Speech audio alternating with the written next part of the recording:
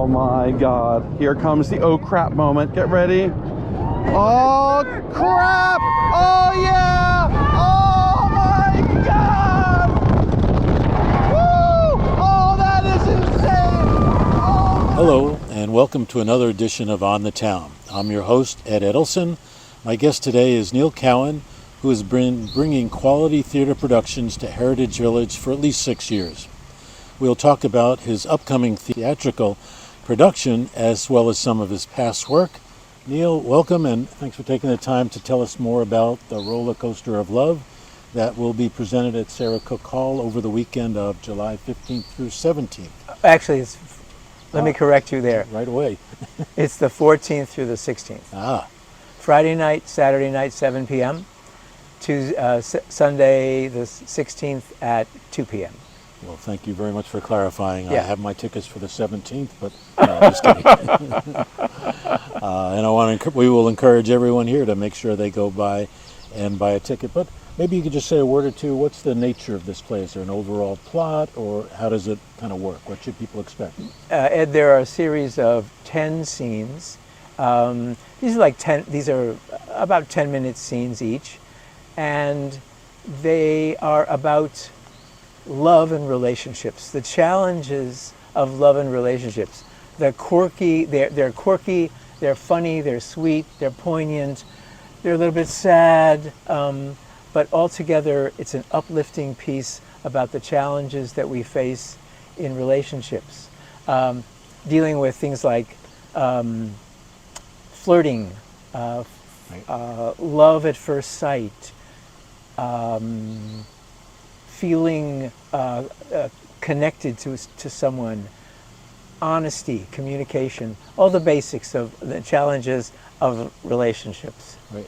And very often we think of those themes as coming of age type themes, but being around in the village, a lot of us are still going through it. Maybe it's not our first rodeo, but we still go through those roller coasters. Absolutely, absolutely. It's something that I know our audience can relate to, even if they're not experiencing it currently. They've experienced these in the past. So how did you learn about this play, and what attracted you about it? I had seen the John Cariani's work on stage, and I thought these scenes were just special, really delightful scenes that spoke to me and spoke to my wife in the challenges that we face in relationships. And so I identified it with it, and I know our audience members will feel the same. If you don't mind, when did you see it? How long ago? I saw it in Hartford quite some time ago, probably in the 2010s, somewhere in there. Okay, not like in the 50 years ago, but more like 10 years ago. Right. Okay. So, but it stuck with you, and I guess knowing the way your mind works, you kind of put that in the back and said, I did. Someday, right, someday. Right. And now it is someday, or getting very close. A couple of weeks to go. Right. You're confident at this point it's going to go smoothly? Yes. There you go. Not even a hesitation. Very good. Now, I happen to know some of the people in the play, and it's a mix of people who've been on the stage at Sarah Cook Hall and some who are new. And I'm just curious, as a director, is that good news, bad news, a mix of having that kind of diversity? Oh, it's great. It's wonderful. There are 19 of us in the cast, and there are 6 new people who have not been on, who have not worked with the Theater Guild. I want to acknowledge that I'm co-directing this with Patty Lee Muratori, and Patty was leading some comedy improv workshops,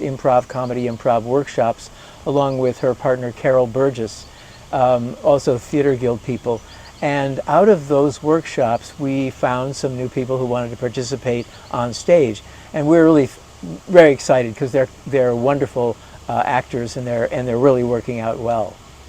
Well, that's great news. And again, I know a couple of examples, and it's just such a great opportunity for them to, at this stage in their life, try something brand new. Absolutely. And that's what keeps us young, I think. Right. By keeping, continuously trying different things. So 19 people, though, that's still a good-sized cast for you to manage, just logistically, to keep everybody going. Yeah, it is. similar size to the cast we had last year when we did Elvis People, which is a wonderful production. And so we're very excited by an increase of participation in the Theater Guild, because some people drop out or don't continue, and so we always need to refresh our participation and membership. Excellent.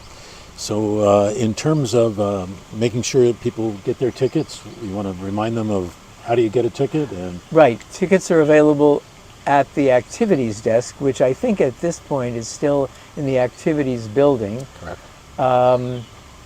Or might be down in... I think at least for the next couple For the next- more than a month, I think it'll still be Okay. And they're also available at the door. Tickets are $10 each, and so we hope to see everyone there. Now, there was a rumor at Music House something might happen a little different at the intermission? Oh, Or yes. or is that a surprise? Actually, no, it's not a surprise. Actually, it's my signature. We always provide a sweet treat at intermission.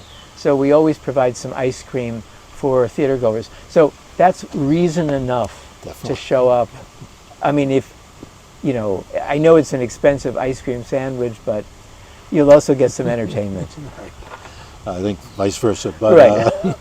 I mean, you say that's your signature. I remember once that happening to me, you know, that I came and got the ice cream. But you've been doing that for a while? I've been doing that forever.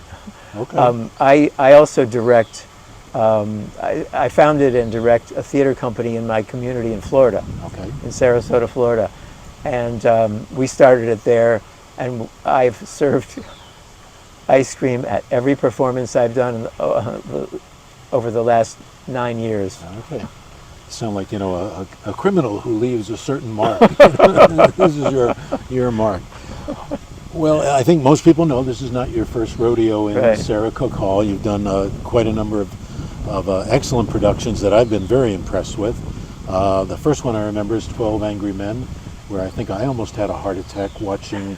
I thought somebody was going to have a heart attack, and that made me very nervous. So you really got people into the mode there. Did I say 12 Angry Men? Because it was 12 Angry It People. was 12 Angry Jurors. Jurors, there you Right, right. A mixed gender cast. And we did that intentionally. We couldn't field 12 angry men. We could field some men who were upset, but not angry.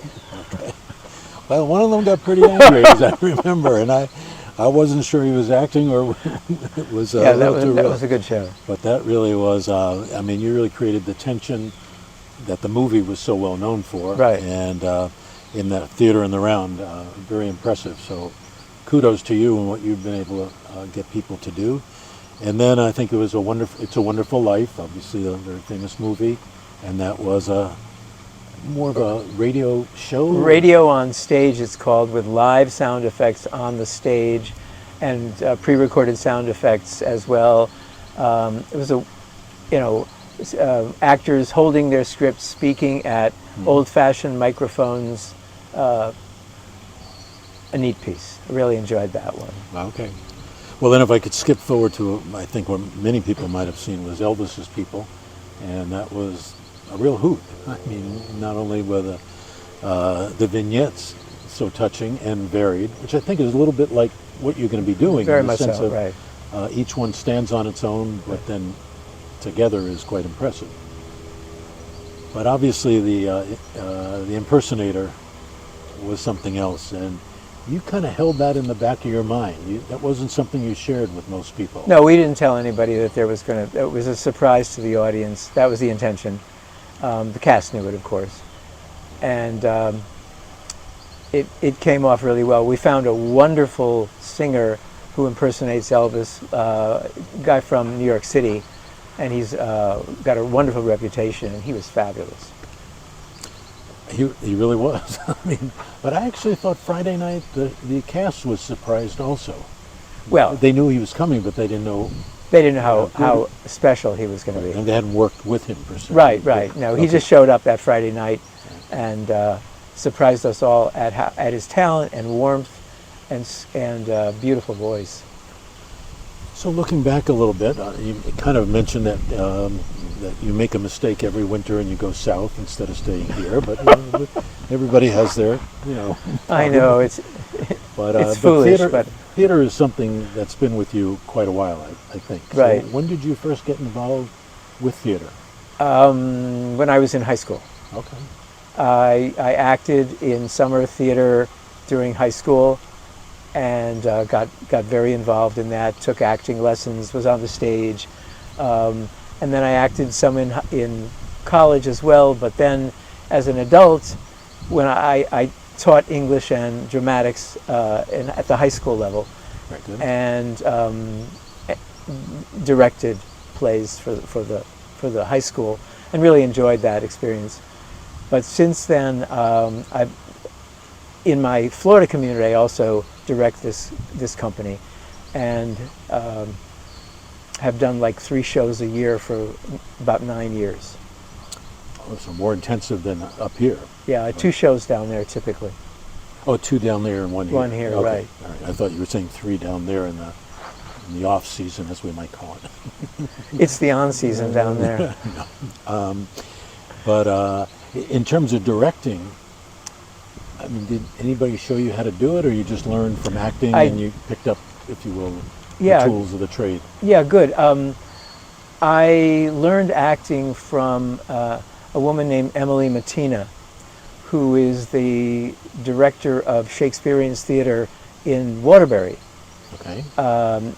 They have an in-school program, and they also do theater in their own space and around the community. They do a annual Shakespeare piece in Washington, Connecticut, which is wonderful. And I was in a number of productions that Emily directed, and I just watched her and learned from her. I learned really how to direct, and doing some reading and doing it myself, but I learned so much from Emily, so I regard her as my mentor. Very good. Any characterization you'd like to make about the difference of directing high school students versus people in the village? Yeah, high school students can do anything, or so they think, because they know it all. Yep. Now, they really don't, but they think they do. No disparaging high school students. They're wonderful, wonderful kids to work with. With seniors, I've discovered that they bring their life history to acting, and it's wonderful. They also doubt that they can memorize, and we've proven that wrong time after time after time. They can. Anyone can memorize given enough practice and time. Right.